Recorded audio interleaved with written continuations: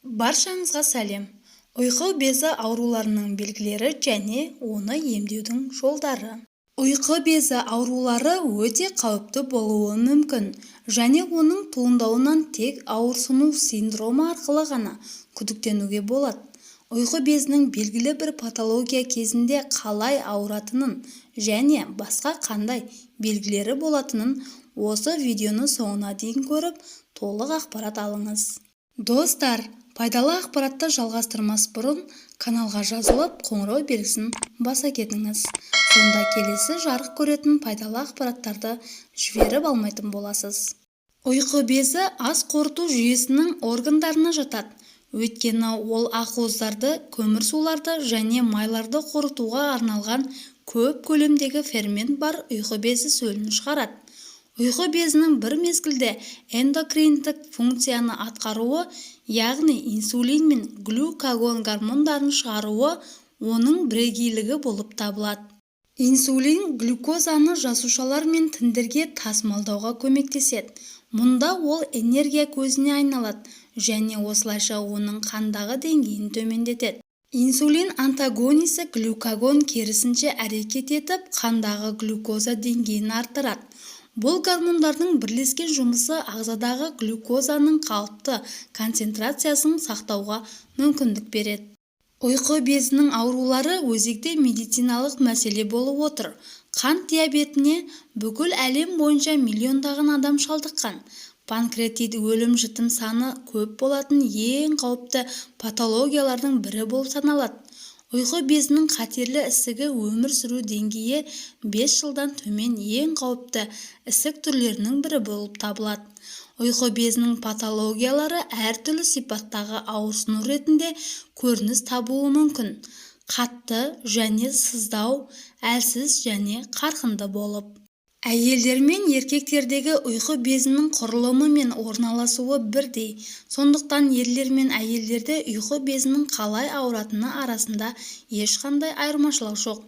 Ауырсынудың сипаты жынысқа емес, басқа факторларға байланысты болады. Ауырсыну себептері және адамның жеке ерекшеліктері. Ұйқы безі неге ауырады? Ұйқы безіндегі ауырсыну ісік пен жарақатқа байланысты қабыну процесінің аясында пайда болуы мүмкін. Қабыну процесі жедел және созылмалы панкреатит кезінде асқынады.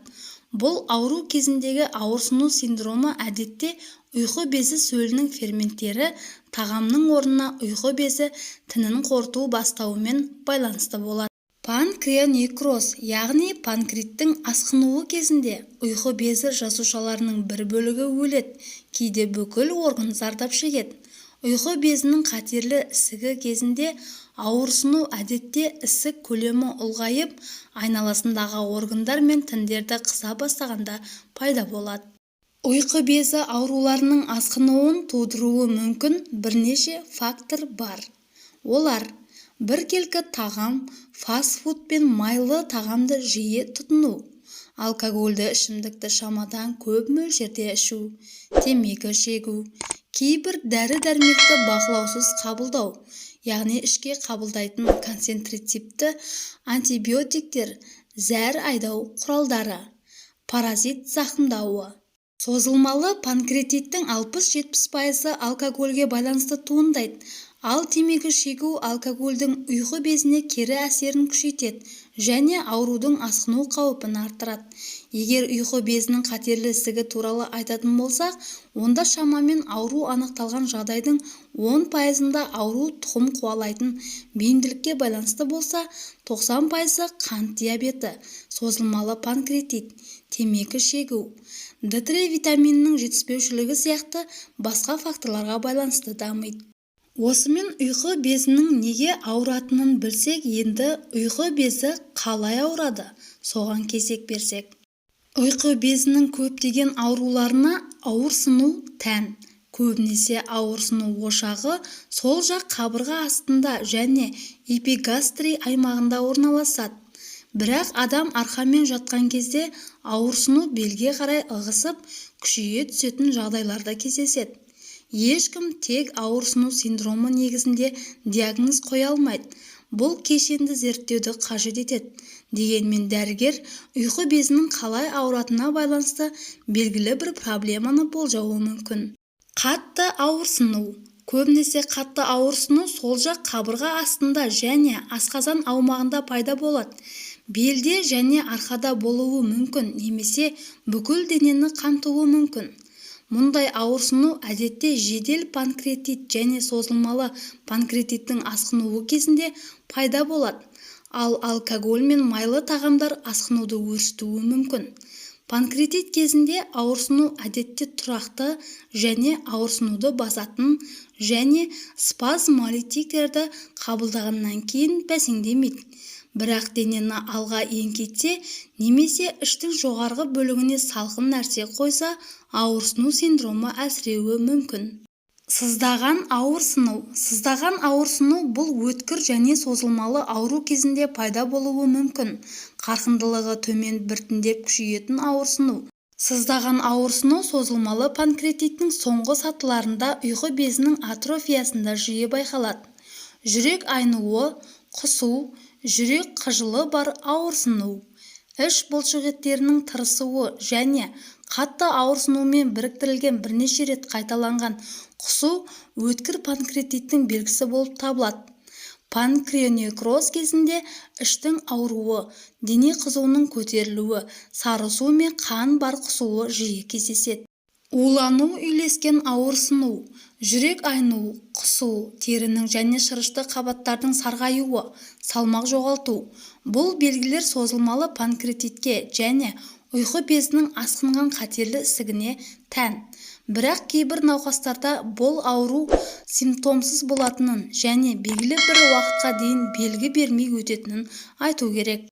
Ұйқы безі ауырған кездегі дәрігердің кеңесі. Мамандарының пікірінше, ұйқы безі ауырған адам гастроэнтеролог дәрігермен кеңесуі керек. Дәрі-дәрмекті, соның ішінде ауырсынуды басатын дәрілерді өз бетіңізше қабылдауға болмайды. Емдеудің халық арасында таралған әдістерін қолданбау керек. Себебі бұл аурудың асқынуын арттыруы мүмкін. Аурудың алғашқы белгілері кезінде, әсіресе ауырсыну синдромы пайда болса, дереу дәрігерге жүгіну керек. Ұйқы безі аурулары кімдерде туындау қаупі жоғары? Бұл өт тас ауруымен ауыратын науқастар, сондай-ақ алкогольді ішімдікті жиі шамадан тыс тұтынатын, дәрі-дәрмекті бақылаусыз қабылдайтын, артық салмағы бар және қимылы аз өмір салтын ұстанатын адамдар. Егер ұйқы безіңіз ауырса, оның соңы панкреатитке ұласады. Ол тез жазылмайды, емі де ұзақ уақытты қажет етеді. Бірнеше дәрілердің тізіміне қоса арнайы диета да ұсынылады.